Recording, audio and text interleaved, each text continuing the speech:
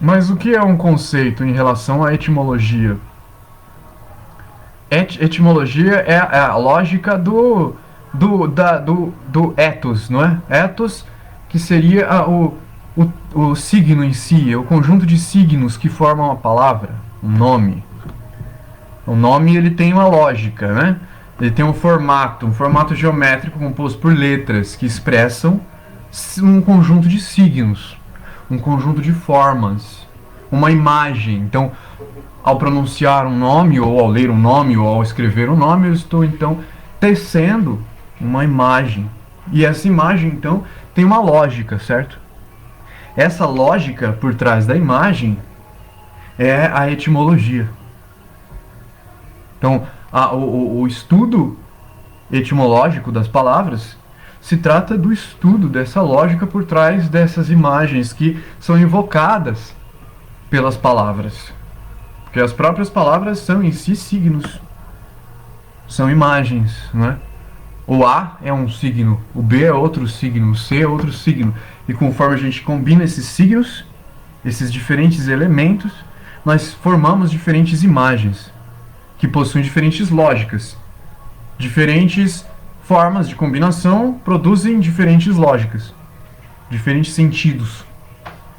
E a forma como esses sentidos se ordenam, se organizam, é que geram então um conceito.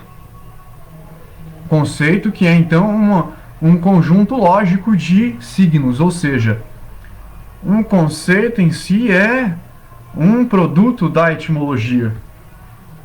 Então, quando eu estou gerando um conceito, estou tecendo o conceito sobre algum termo, eu estou pegando uma palavra que me indica uma imagem, me expressa uma imagem, e a partir desta imagem estou gerando novas imagens pela reinterpretação do signo.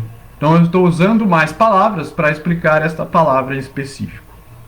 E ao gerar mais palavras para explicar, relacionar a esta palavra em específico, eu estou gerando então texto. E esse texto me expressa o conceito do foco desta palavra. Então este conceito é, na verdade, uma lógica de demonstração do ethos. É uma lógica, é uma etimologia que me expressa o sentido da palavra, me expressa o sentido da imagem. A vontade vem então como a energia que vai lhe dar potência suficiente para conseguir desenvolver os caminhos lógicos que são capazes de tecer, transformar e atualizar e modificar diferentes conceitos sobre o ethos, sobre as palavras. Então, a forma como você vai interpretar as palavras e desenvolver os seus conceitos de forma lógica vai depender da concentração da vontade. Então, a maneira como você concentra esta energia chamada vontade vai definir a potência na qual você vai conseguir desenvolver, assim como uma semente que brota e gera uma árvore, os conceitos que explicam o signo, ou seja, explicam a ideia por trás do signo.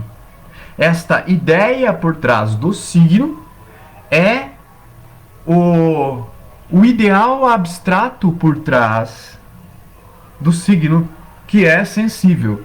Então eu tenho uma palavra escrita no qual eu consigo ler com os olhos, com os sentidos. E os meus sentidos eles vão fazer uma abstração sobre essa imagem, misturando ela com outras. E essa mistura vai gerar, então, um ideal, todo um ideal, um campo, um sistema de ideias. Este sistema de ideias surge automaticamente pela reflexão subconsciente.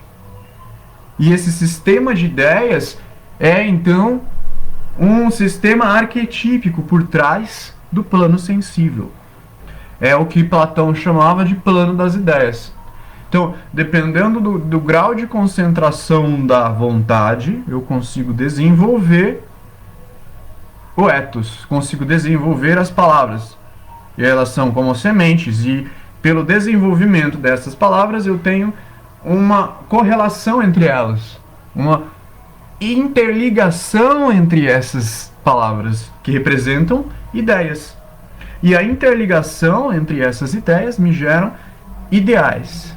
E esses ideais são arquétipos por trás dessas imagens. Ou seja, ser ou não ser se trata da afirmação ou negação adverbial, afirmação ou negação do verbo.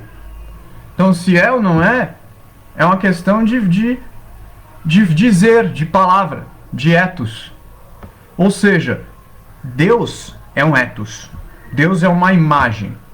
É um conjunto de letras. É uma palavra.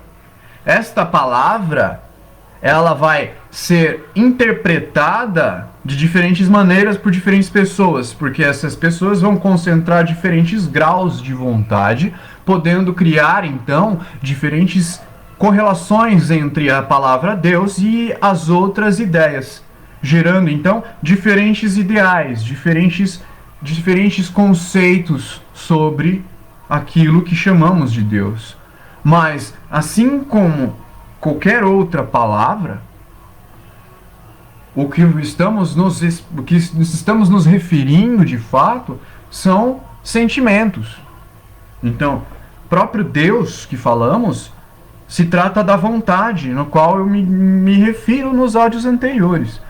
Na mesma vontade que é responsável pela potencialização desta capacidade de desenvolvimento, dessa capacidade de mudança de uma forma para outra. Então eu pego diferentes letras, diferentes palavras e as combino de diferentes maneiras, gerando vida, dando vida através dessa movimentação.